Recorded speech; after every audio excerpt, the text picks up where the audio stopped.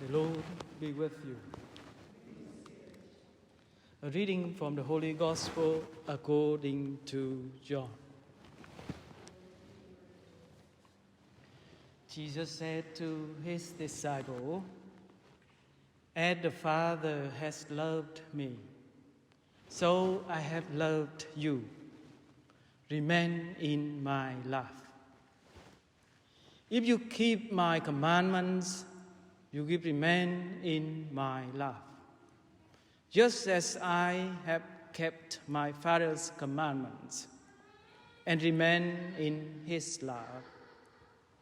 I have told you this so that my own joy may be in you, and your joy be complete. This is my commandment: love one another as I has loved you." The Gospel of the Lord. Praise to you, Lord Jesus Christ. So please be seated.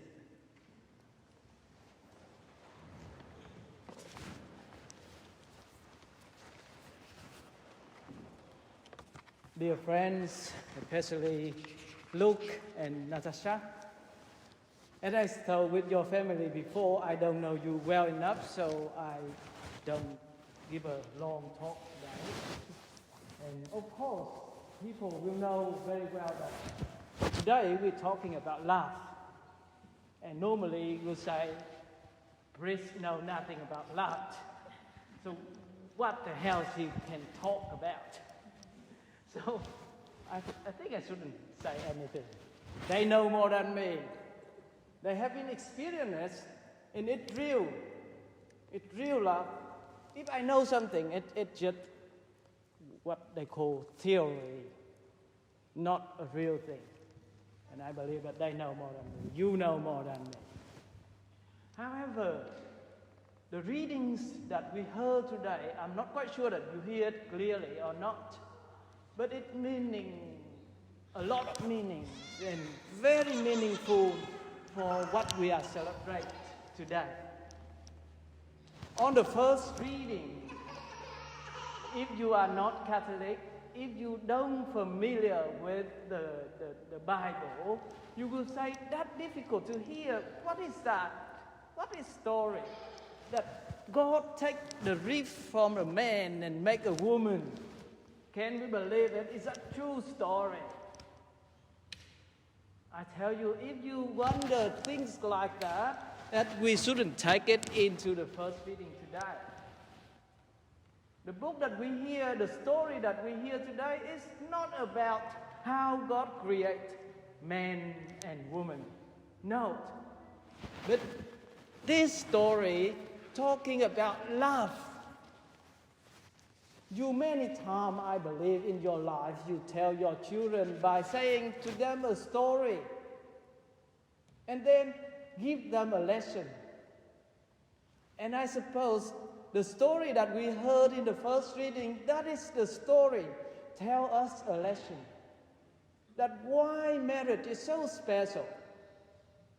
Why in the church, they really strongly believe that when they get married and celebrate in the church, two of them no longer two, but become one.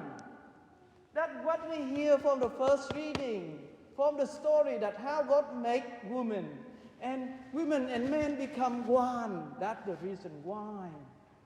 That story, if you look it that way, I think we chose a beautiful story to read in the special day today.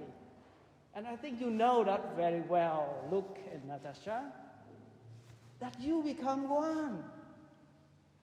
And very much so today we celebrate that. We let the world know that you may be together for some times, but today you make the world know that. And more important, you ask the Lord bless you on your life. That's the first reading. And the second reading, I think, is more beautiful, talking about love.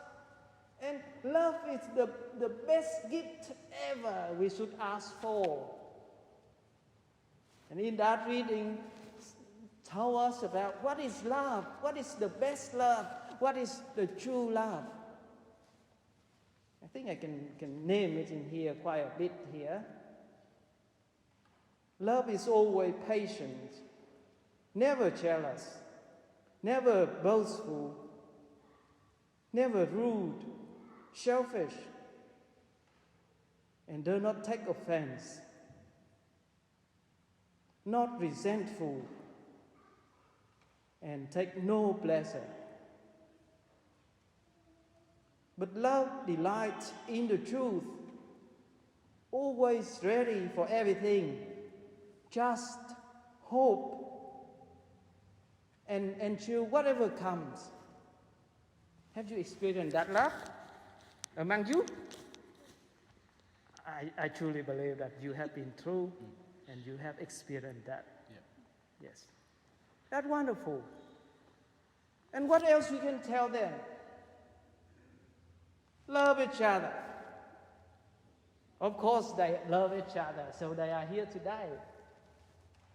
But it's more important than just love each other, that in the gospel today, the commandment of the Lord really, He said, "This is my commandment, love one another as I have loved you." And if you are Catholic, you know how the Lord loved the church, how the Lord loved you. I think you all know, even you are not Catholic, you still know. That man, he died to love. And he commands everyone, and especially this too today. Love each other as I have loved you.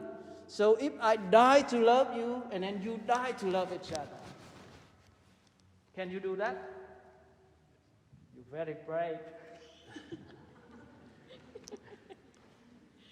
If I have a gun now, and then I ask you, who died to love? Can you say yes? Yes. You still say yes. That's, I never seen a couple say that before.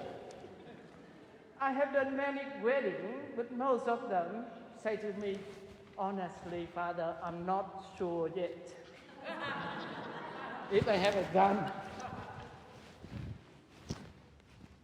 But I truly believe that they can die for each other. Maybe when we say it, it's a bit difficult. But in life, when you have children, the little one running there, we call the fruit of love. And then anyone harm them, I think you both can lay down your life for that little children. And that's the true love.